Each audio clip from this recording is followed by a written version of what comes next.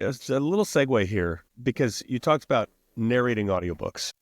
Yes. And audio, I know, is you also mentioned that when you were releasing with your releases, you like to release all formats at once. So there's ebook, there's paperback, and there's audio ready to go. So audio is also a big aspect of your business, right? That's also Yeah. a huge part of it. And are you, correct me if I'm wrong, but are you doing self-narration for Oh, your own gosh. audiobooks?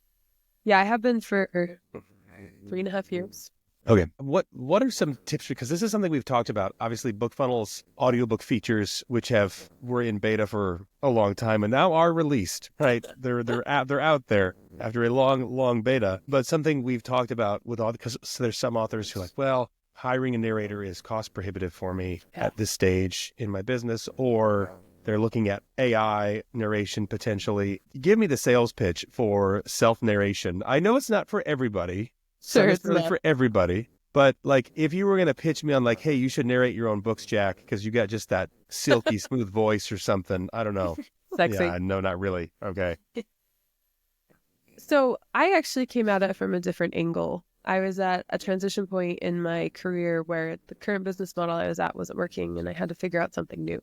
And so I sort of swallowed my pride and said to my readers, what frustrates you about my books? Like, what could I do better? What are the areas that like stopgap you? Like, what can I do better for you? The feedback I got was, we never know if or when audio is coming out. And I would buy every single one of your audiobooks because I love your books, but I'm a truck driver, delivered Cokes, like they really wanted audio. It is really inconsistent with audio. And then the inconsistency of launching was a big one too. And a bunch of people had said to me, like, you should narrate your own audiobooks. And I'm like, I could do my own book covers, but it'd be really ugly. That's a really bad idea, right? Like, not my talent. But what I saw was all of these titles that didn't have any audio, and audio has been doubling year over year for years. Yeah. Like, it was a huge market. And to see like what a huge market it is and how audio is just king these days in a lot of ways, whether it's podcasts, YouTubes, like whatever it is, I just was like, there is so much money on the table here and there's a lot of opportunity that I'm missing. But in the end, what sold it for me was I can give a consistent experience to my readers. Part of it came actually, I was like at Walmart or Target one day and I was looking at the Dove like products. And like, do you know those like corn muffins Jiffy that are like in the small cardboard boxes? Yeah. Like, this is Yeah. ridiculous. I was looking at that kind of stuff and I'm like, man, they look exactly the same. Jiffy looks exactly the same as it probably did in the 50s, right? Uh-huh. But it's on the shelf. It shows up. I know what to expect. I have an egg and some water, and we have corn muffins that are really crumbly, right? So it's like, to me, I just remember thinking, they show up, same place, same time, everywhere. Dove, everywhere. I love their deodorant. Bought it for 20 years. Like, they're always at the store. And I remember thinking, I never do that. There's no consistency. Like, my readers never know if they're going to find my book. They never know when the next one's coming out, and they never know how it's coming out. So I sort of resolved myself to the best reader experience I could and to be more stable. So I decided to go into audio because there's a ton of money on the table with unlaunched audio, but also it gave me the opportunity to not only like beef up my backlist, but also to form a trusting relationship with readers that they hadn't given them before. So I started doing it so that I could say the first Friday of every month, I launch in paperback, ebook, and audio, and I will never launch if I can't launch in all three. And so everyone gets this experience at the same time, because the other pain point for them was they like the audio listeners felt left out. Like, I can't go to the book clubs, like, or I can't do this because I didn't get it, right? And then what happened once I started audio, and I'll get into my tips for it, but what happened once I started audio is I could not only make sure that they got the products, same time, same place, showing up all the time. I'm trying to Jiffy this, right?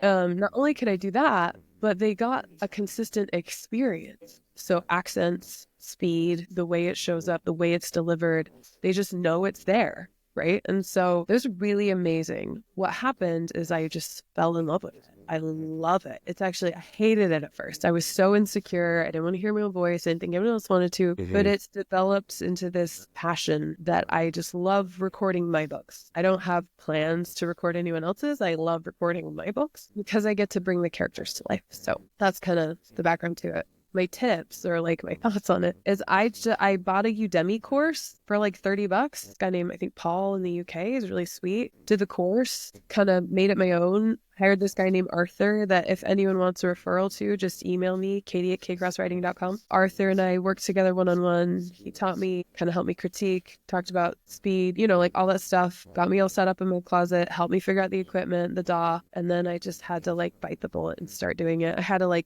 be imperfect and not good at first. And I started with novellas and then I got to novels, and now Audible Studios acquired 5 of my books and I did the narration with their team, and it's just grown. It's just only been amazing since then. Yeah.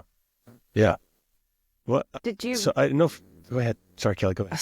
Did you start off with a lot of equipment that, like what sort of equipment would you suggest just if you are on a budget and you want to start off? Like, what do you suggest? So I said to Arthur, I want to walk in my closet and record, and I want to send you files, and I want to do that again and again and again and again. And I don't ever want to move my setup. I don't want to play with the DAW. I just want to know exactly what to do to get this done. So I have an audio interface, a microphone, and a microphone stand, and I just stand in my closet and I just record in my closet. And even Audible Studios, when they were like, do you have a booth? I'm like, it's a booth. But actually they were like, this is awesome. And it sounded perfect because my clothes are on either side of me. There's a blanket on the wall and I have the doorsteps and a blanket down. So I didn't pay for a booth. I just do it in my closet. It's been 3.5 years in the closet. And then I bought a Shure SMB 8 microphone and audio interface. It was, I think, under $1,000 for all of the equipment. And then I earned that back, I think, within a launch. So I can imagine. I've never changed equipment. I've never even moved my equipment. It's just been rinse, wash, repeat. I just walk in, I record, I walk out for 3.5 years. Amazing. Right. There's something to that consistency of knowing you're going to go in there and everything is where you left it the last time. Yeah. It's cool. I bet it's a routine that you just have to kind of work into your, I know a lot of authors will read aloud their books to edit them. And I think maybe there's some, I don't know if that's something you do or not, but while you're narrating, do you ever catch anything where you're like, I should reword that, or that doesn't sound natural? Yeah. All the time. When I was recording this audiobook 2 weeks ago, it's Audible night. We just did the first 2 in this 5-book series. I was mortified because I didn't realize how much I relied on that the narration pass. Actually, well, that's awkward or that's wrong. Even though it's been through extensive edits, there's always proofreading. There's always things that I'm like, we have to delete this paragraph. This doesn't work. Because you're reading it out loud, you comprehend it so differently. So it's actually a very integral part to my process now to be reading the book out loud, because I have to look at every single word in the context of all the other words. So I highly, highly lean on that to produce really quality books.